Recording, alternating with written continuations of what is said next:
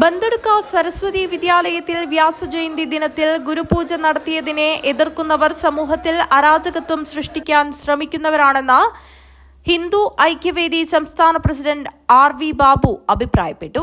Hindu Aikyavedi Kasaragod taluk committee ബന്ദടുക്കയിൽ നടത്തിയ ഗുരുവന്ദനത്തോടനുബന്ധിച്ച് നടന്ന പൊതുയോഗത്തിൽ സംസാരിക്കുകയായിരുന്നു അദ്ദേഹം. അങ്ങനെയുള്ള വ്യാസന്റെ ജന്മദിനം ഗുരുപൂജ ദിവസമായിട്ട് തെരഞ്ഞെടുത്തു നിശ്ചയിച്ചു. നമ്മൾ RSSകാർ മാത്രമല്ല, നിങ്ങൾ ഏത് ആശ്രമങ്ങളിൽ പോകുമ്പോഴും ആ ദിവസം രാമകൃഷ്ണ ആശ്രമത്തിൽ പൊക്കോളും, അമൃതാനന്ദമയി മഠത്തിന്റെ ആശ്രമത്തിൽ പോകും, അല്ലെങ്കിൽ ശിവഗിരി ആശ്രമത്തിൽ പോകും. നിങ്ങൾ ഏത് ആശ്രമത്തിൽ പോയാലും ആ ദിവസം അവിടെ അവരുടെ ഗുരുക്കന്മാരെ പൂജിക്കുന്ന ദിവസം എന്നുള്ള നിലയ്ക്ക് ഗുരുപൂജ ആഘോഷം നടക്കുന്നതായിട്ട് കാണും. അപ്പൊ ആ ദിവസം വിദ്യാലയങ്ങളുടെ സ്കൂളുകളിലും അതേപോലെ ഹൈന്ദവ സംഘടനകളുടെ വ്യത്യസ്ത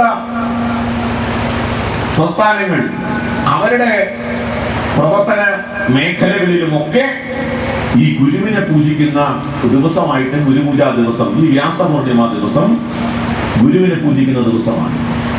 ഇവിടെ നമ്മുടെ ബന്ദടുക്കയിലെ സരസ്വതി വിദ്യാലയ സ്കൂളിലും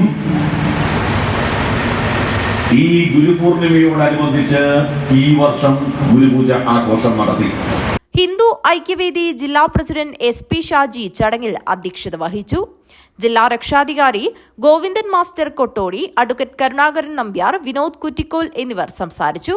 ഗുരുപാദം ആദരം, ജനാർദ്ദനൻ കാവേയനാടൻ, സുകുമാരൻ കർണമൂർത്തി എന്നിവരെ ഗുരുവന്ദനം ചെയ്ത സംസ്ഥാന പ്രസിഡന്റ് ആദരിച്ചു.